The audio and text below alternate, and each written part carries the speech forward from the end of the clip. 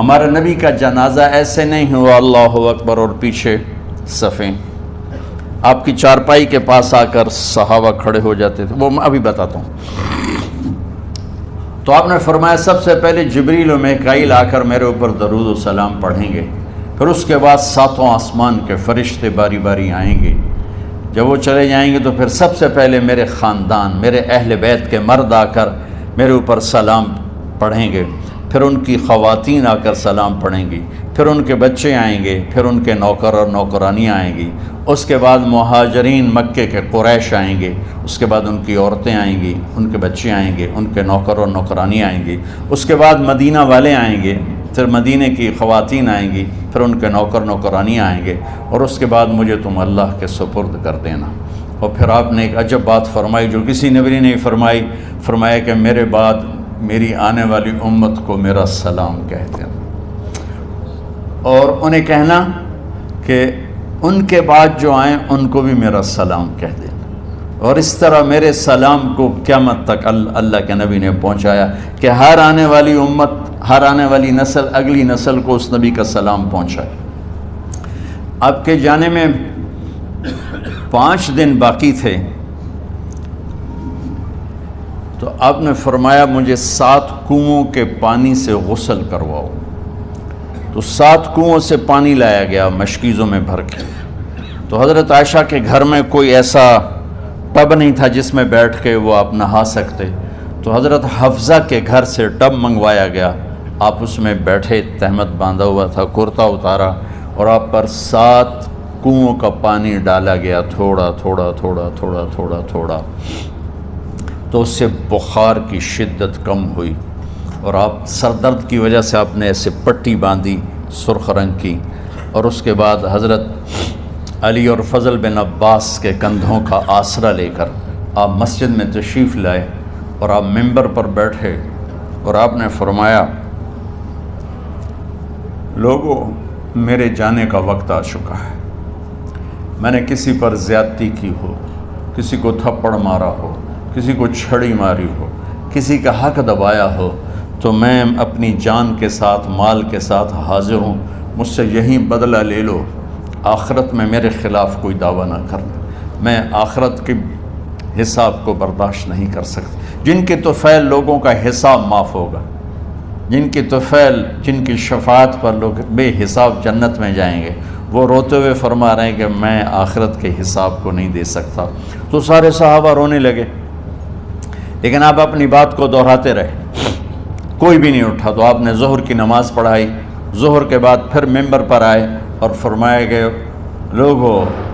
یہیں مجھ سے حساب کتاب کر لو، آگے نہ کرنا، بتاؤ میں نے کسی کا کوئی حق دینا۔ ایک صحابی کھڑے ہو، یا رسول اللہ آپ نے میرے 3 روپے دینے ہیں، 3 درہم۔ تو آپ نے فرمایا دینے ہوں گے ضرور، پر مجھے یاد نہیں، بتاؤ کہ کس طرح دینے ہیں؟ کہ یا رسول اللہ آپ کے پاس سائل آیا تھا، آپ سے مانگا، آپ کے پاس تھے نہیں، تو آپ نے مجھ سے کہا تیرے پاس کچھ ہیں؟ تو میرے پاس 3 درہم تھے، تو آپ نے فرمایا تو دے دے، میں بعد میں ادا کر دوں گا۔ تو ہاں یاد آ گیا، میرے نبی کے گھر میں تو تیل نہیں تھا، ایک چھٹانگ جس سے چراغ جلتا، پیسہ کہاں سے آتا؟ تو آپ کے سامنے آپ کے کزن فضل بن عباس کھڑے تھے، آپ نے فرمایا فضل میرا قرضہ ذمے لیتے ہو؟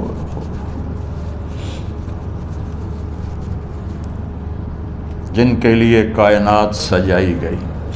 جنت کی چابیاں جن کو پکڑائی گئیں، جاتے ہوئے 3 روپے دینے کی ہمت نہیں تھی،